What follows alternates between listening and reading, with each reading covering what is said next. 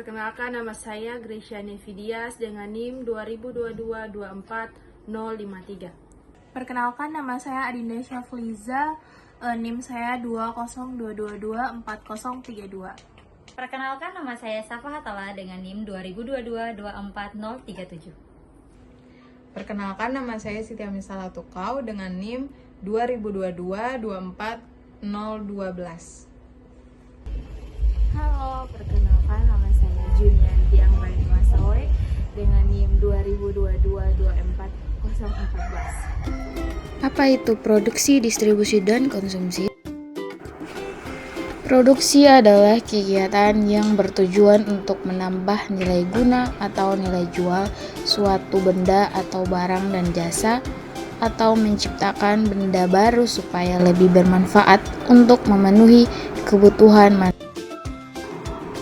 Produksi tujuan utamanya yaitu salah satunya untuk menghasilkan barang dan jasa yang dibutuhkan masyarakat. Distribusi adalah proses penyaluran atau pembagian barang kepada beberapa orang atau tempat. Jadi, distribusi dapat dipahami sebagai kegiatan menyalurkan barang atau jasa dari produsen kepada pihak lain agar sampai ke konsumen. Distribusi memiliki fungsi penting yaitu 1. Menjembatani kesenjangan antara produsen dan konsumen agar barang sampai dengan tepat waktu dan jumlah yang sesuai. 2. Mengurangi biaya dan risiko dalam penyaluran produk.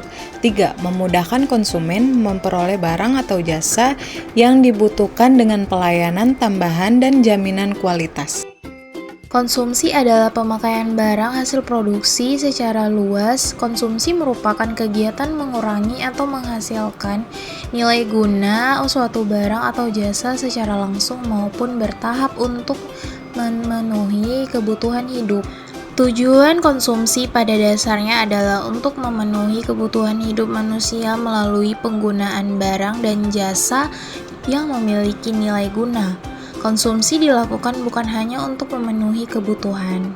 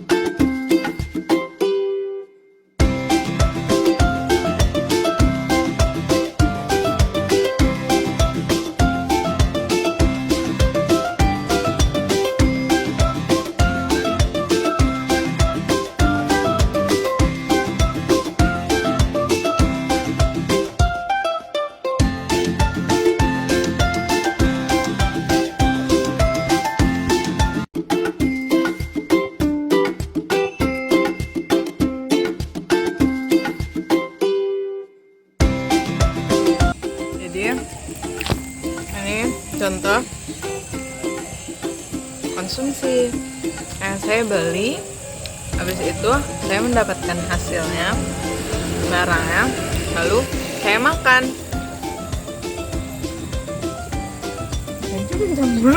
Lapar juga. Jadi seperti itu. Itulah contoh dari konsumsi. Dalam perspektif sosiologi, produksi, distribusi, dan konsumsi saling berkaitan melalui faktor sosial. Produksi dipengaruhi modal dan akses sumber daya seperti Indofood yang mampu menghasilkan mie instan dalam jumlah yang besar. Distribusi bergantung pada jaringan sosial dan juga kekuasaan ekonomi. Misalnya penyaluran produk Indofood melalui distributor, Alfamart, dan Indomaret. Dan juga sampai ke toko-toko yang kecil seperti kios. Terus konsumsi dipengaruhi budaya dan gaya hidup. Contohnya mie instan menjadi pilihan karena praktis dan sudah menjadi bagian dari kebiasaan masyarakat. Dengan demikian, ketiga proses ini berjalan karena dipengaruhi struktur sosial dan budaya. bukan sekadar mekanisme ekonomi.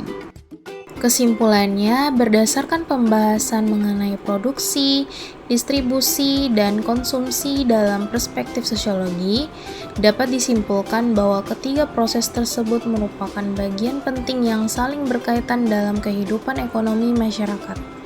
Produksi berfungsi menciptakan barang dan jasa yang dibutuhkan manusia dengan memanfaatkan faktor-faktor produksi seperti tenaga kerja, modal, tanah, dan keahlian. Distribusi berperan menyalurkan barang hasil produksi agar dapat sampai ke konsumen melalui berbagai jalur seperti distributor, agen, dan pengecer. Sementara itu, konsumsi adalah kegiatan yang menggunakan barang dan jasa untuk memenuhi kebutuhan hidup yang dipengaruhi oleh pendapatan, budaya, gaya hidup, kelas sosial, dan iklan.